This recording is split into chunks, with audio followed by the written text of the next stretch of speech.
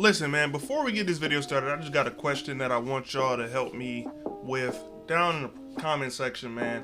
Pretty much, how do y'all feel about patch 4? Like, do y'all feel like the fades were actually nerfed? Do you feel like you can still do it? Because me personally, I haven't seen many people still able to do fades at the rate that they were before. So I feel like, you know, this patch was a huge W. And also, I feel like interior defense got a buff. I mean, that's just what I've been noticing, man. A lot of people are missing way more dunks than I'm used to seeing people miss. I'm able to get a ridiculous amount of blocks on my small forward build that's in this video right here, man. I just want to know, is it something that everybody is noticing or is it just me? But alright, man, let's go ahead and get started with the video.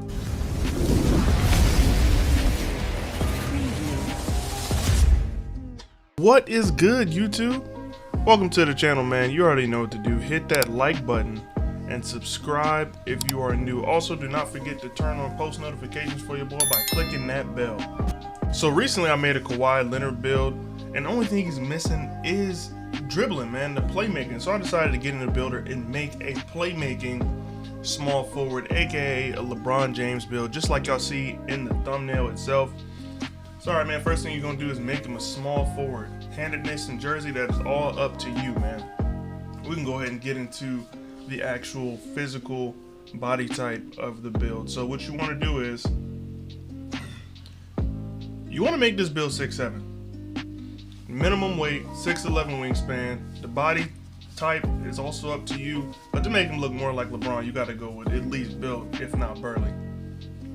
And as you see on the side, you don't really miss a lot as far as attributes go by making them 6'7" and 6'11". But we're gonna go ahead and get into the actual build itself, because this one I think is kind of special. It's a small forward that can be the primary ball handler, so everybody else on your team can make those OP power forwards or, you know, make very specific builds. This one is that facilitator.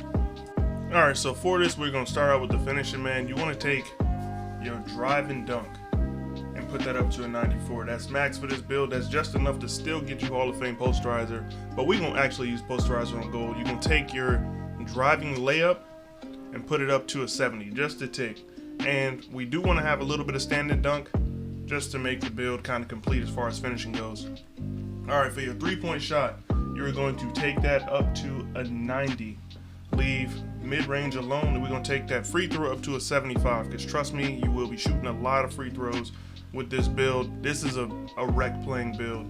It could also be pretty good in the park as the primary ball handler if you need the ISO. So alright, we're going to take the pass accuracy, put it all the way up to 93. Ball handle, we only going to 80 because we just want to be able to get pro dribble moves. And the speed with ball, we're going to an 86. I know a lot of people like having quick first step in Hall of Fame, but gold is good enough. So alright, defense is where this build shines, alright? So we can go ahead and take that perimeter defense up to a 94, because we do want to be able to get glimpse in Hall of Fame. With the steal, we're going just high enough to get pickpocket and interceptor, very important. You're going to max out that block. Alright, and then we're going to go down to the defensive rebound. We're going to take that to an 88. Offensive rebound is at 64. And the physicals on this build are nice. I am going to be missing strength though, but it's all good. This is going to be a point guard build. So speed 87, acceleration 84, vertical 69, and stamina all the way up to 95, man. You're going to need all that stamina for all the dribbling this build is going to be able to do. And it gives us a final badge count of 6, 10, 25, and 18. And as you can tell with 25 playmaking badges, for those dribble heads out there, you will be straight with that. And 18 defensive badges is more than enough to lock down most other point guard builds. And all right, we're gonna get into the takeovers. Just trust me on this one. The playmaking team rating boost takeover is one of the best ones in the game.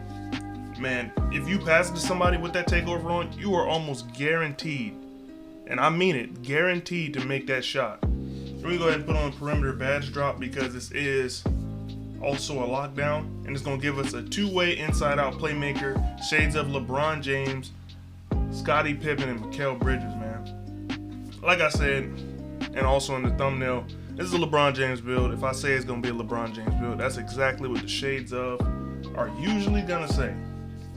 So alright, let's get into these badges, man. You already know what two badges I normally use: Posterizer and Slithery. And that's it on that.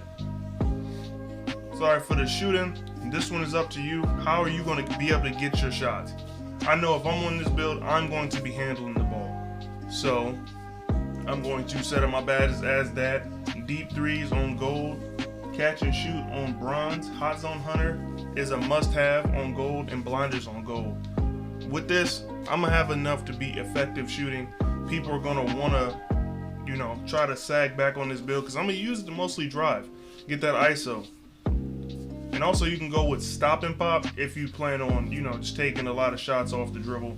That badge is kind of OP, man. You will see it activate a lot more than you would think.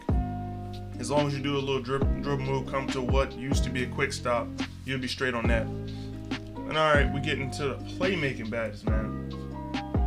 Unpluckable on gold. We're gonna put handles for days on, because like I said, this build will be doing a lot of dribbling. Quick first step on gold, passing badges, needle threader, and bullet passer are for every build. You need that no matter what build you're on. And for this one, we're gonna go hit up special delivery, ankle breakers, no dimer. You don't need dimer this year, in my opinion. And I'm gonna go ahead and put tight handles and stop and go both on silver, just to make the dribbling, you know, just to give it that spark. You know what I'm saying?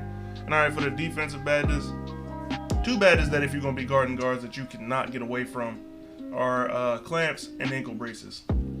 I haven't really seen a big difference in ankle braces from gold to Hall of Fame, so that's not really something that I think you have to worry about too much. Intimidator on silver, chase down, you need that. On gold, the badge works a lot. I mean, I could probably show y'all a few clips in a later video of me actually getting some crazy chase downs. An interceptor just to stop those oops, man, because if you, man, yo, you can get a lot of steals off just catching oops. Everybody tries to throw them because they remember a time when they were OP, and they're not really like that anymore. So interceptor really help you out.